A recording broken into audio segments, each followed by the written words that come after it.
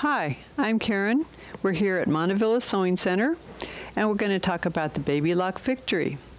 In this video, we're going to talk about some of the other stitches that it can do besides the 4-thread overlock.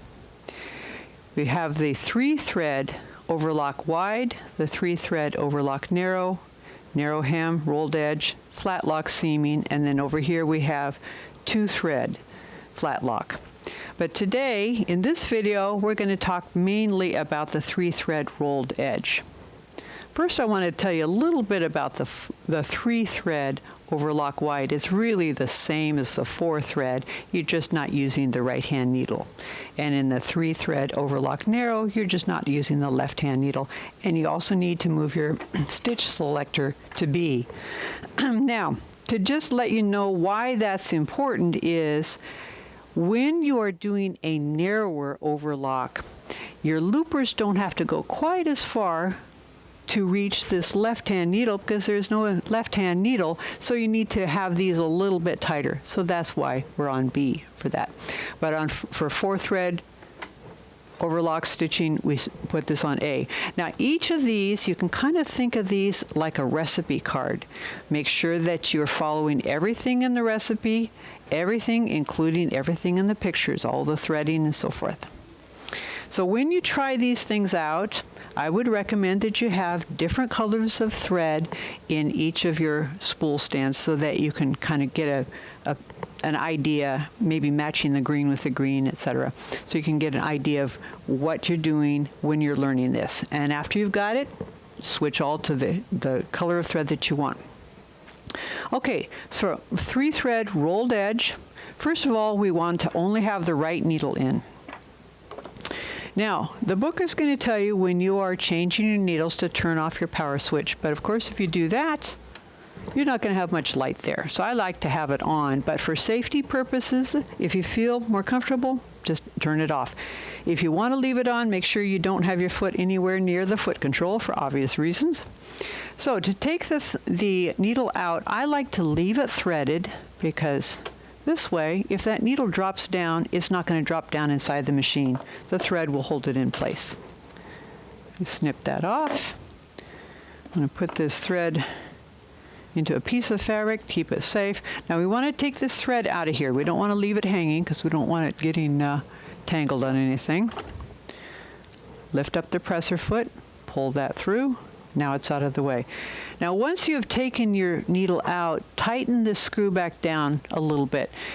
When you're sewing, there's some vibration happening here with the needle going up and down, and that screw could come loose and fall out. But don't be too concerned if you lose that screw. In your accessory kit, there are some more screws in case you lose them. But it's a best idea, best practice, just to tighten that back down. Make sure you loosen it again when you put your needle back in, of course. So that's the first thing. We're having right needle and then length. Notice it says R right there. So we need to be in the rolled hem area. So we go past 0 and into the rolled hem area. Now this gives us quite a range, 0.75 to 4 as far as stitch length. I like to go right where that little mark is right there. That's a good, nice, tight rolled hem. Okay, the threading is all the same. It's just that you're not using your left needle, but everything else is all the same. But over here, we're going to switch this to D. The purpose of that is, if you look at the picture here, now what that has done is tightened up the blue thread, which is your lower looper thread, and left this one a little bit looser. So what's going to happen is the edge of your fabric is going to be wrapped by the threads. So, got it all set up here. Oh, I didn't mention this here. Width should be 3.5. That's about the right stitch width. 3.5 is right there. Now you'll notice there's larger numbers and smaller numbers here. I get asked about that a lot. My understanding is that if you're using just your right-hand needle, then it's the smaller numbers that you're going for. If you're using just your left-hand needle or both left and right, then it applies to the larger numbers when you're looking at the quick reference guide. So I'm going to switch this to 3.5 right there, which is just about what it was before. Put this under here, lower it down. And it's always a good idea to cut off a little bit of your fabric as you're doing a rolled hem. It's going to give you a nice, cleanly rolled, trimmed edge, so you don't have any extra little threads poking out. And when you're doing rolled hem, quilting cotton or lighter, it's really hard to do something rolled hem if you have like a twill or canvas or something like that. You want to have something, a fairly lightweight fabric. And it's going to go slow because the stitch length is very short. Also, I like to hang on to my thread tail. The stitches being close together means your thread tail is going to be very dense. Sometimes that curls back around and can get caught in things. So kind of hang on to it until it's made about 1/2 inch or so of stitches into the fabric.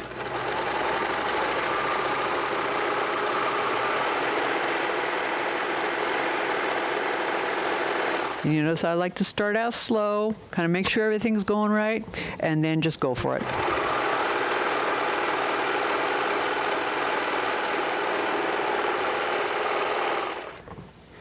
And there we've got a nice rolled edge. That raw edge is right there on the back, and here we've got a nice edge.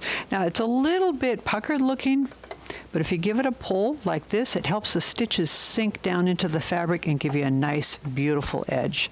So that's rolled hemming. Now if I was going to switch it to this one up here, 3-thread overlock narrow hem, basically what that's good for, I'll give you an example. This is what I did on a piece of organza. So I did a seam, and what it does is it rolls the edge of the fabric, but the 2 looper threads are right on the edge, as you can see right here. So it makes a nice, almost sheer looking seam, but it's a little bit stronger than a seam would be if that was just raw edge right there. So that's what I found is good for the 3-thread overlock narrow hem. Okay, I'm going to show you what a 3-thread overlock narrow looks like. And it starts out with just the right-hand needle, so we're going to go back to stitch length, lower knob. So we're going to get out of this back into standard, and I'm going to put that right at 3, which is what we had before. Stitch width, it's pretty much down to 0, down to 3. And selector, we're going to have that in B. Remember we talked about that right-hand needle should be on with tighter loopers.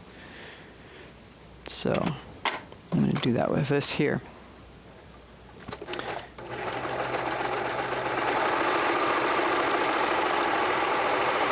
So this gives a nice finished edge. What I like about this is if I'm going to sew a garment where I want to stitch that seam with my regular sewing machine and press it open, you notice you can't do that with a serger, but you can finish the edges of your fabric and then take it over to your sewing machine or sew it first and then finish the edges, and it gives a nice seam.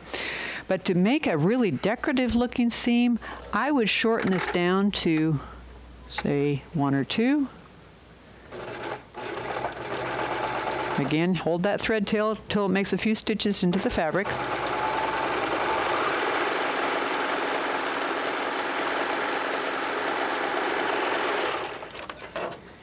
Okay, there we go. And so this is a good way to make a decorative edge. This will work even better if you have like a lofty thread.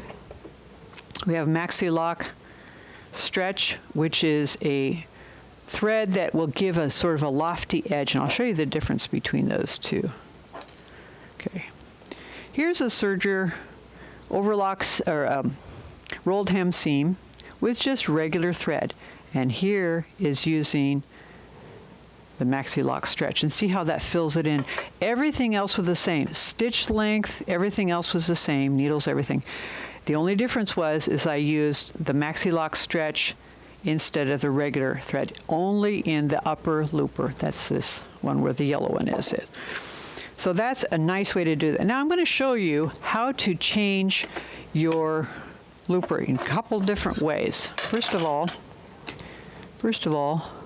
let's just take this out of here. In your toolkit, let's get that out of there. All right, there we go. In your toolkit, you're going to have a looper threader. Comes in all wound up like this. And what it is this long wire with a threader end on the end of it. And the reason why I would need that is to thread this into your looper threader would be kind of difficult because this is so lofty and fuzzy, it doesn't want to poke down there very well. So we're going to thread the looper threader instead. So first, push this in, turn your knobs until the tubes match up. Then take the pointy end of the looper threader and just kind of feed that through. Think drain snake, all right? That's how it's working. Just kind of poke that down there. It's got to go around a few curves until it comes out. Oops, had that on the wrong one. Here we go. Poke that down there. There it comes. Here's our upper looper.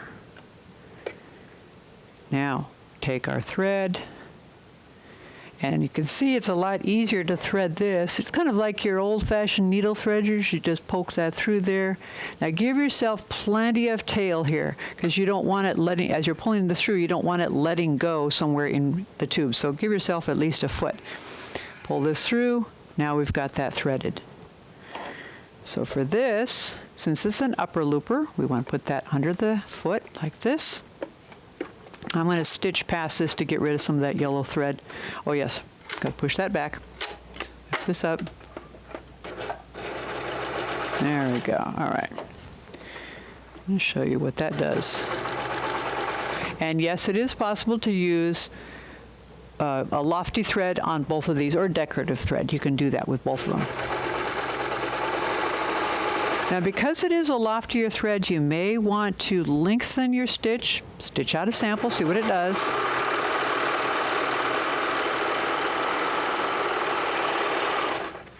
And see what a beautiful edge that is. This, again, can be done with either the wide or the narrow. And to make it wider, you would simply use your left-hand needle instead of your right. What this is nice for is, let's say like you're making drawer liners or something where you want a nice flat edge, you don't want to have seams that you turn right side out. You can go all the way around your quilted quilt sandwich with this edge, and it's going to make a beautiful edge, and you'll have something beautiful to look at every time you open your kitchen drawers, which is what I have in my house. Okay, so to switch this back, I'm going to show you the tie-off method, which some of you may have heard about, for changing your thread. So first of all, I'm going to cut the thread here next to this spool. Notice I'm cutting it on this side of the thread tree rather than this, because this gives a nice long tail to tie off the thread. I'll start out putting the thread back on here.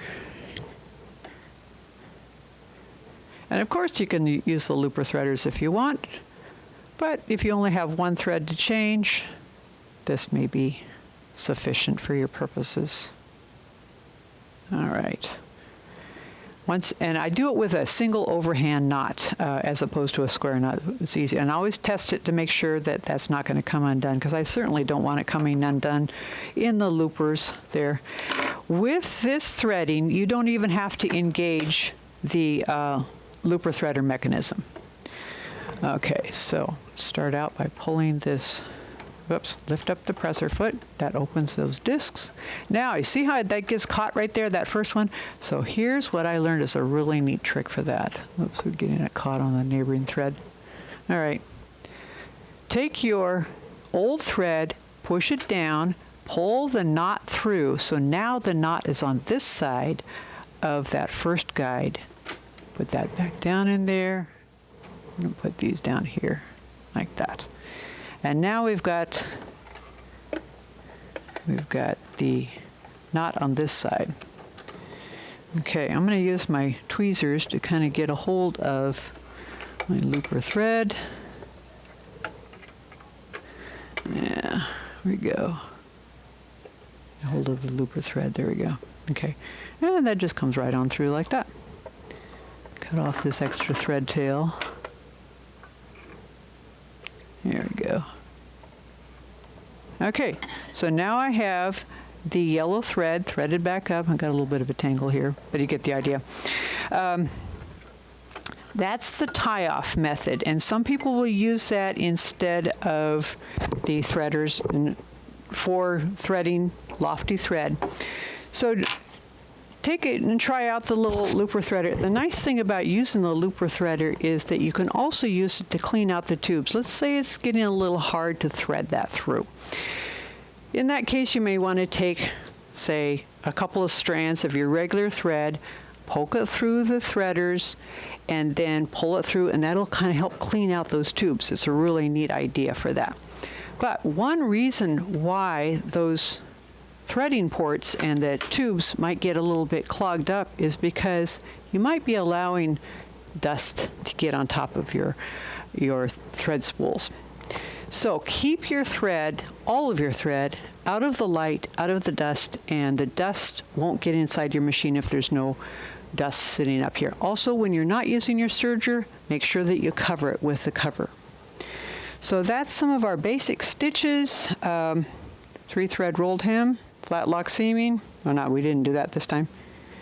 And that should make what you can do on your serger a little more fun, a little more creative. So thanks for watching. If this has been a helpful video, give us a thumbs up down below. And if you have any comments or questions, there's a little box for that too. Stay tuned for some of our other videos. See you later. Bye.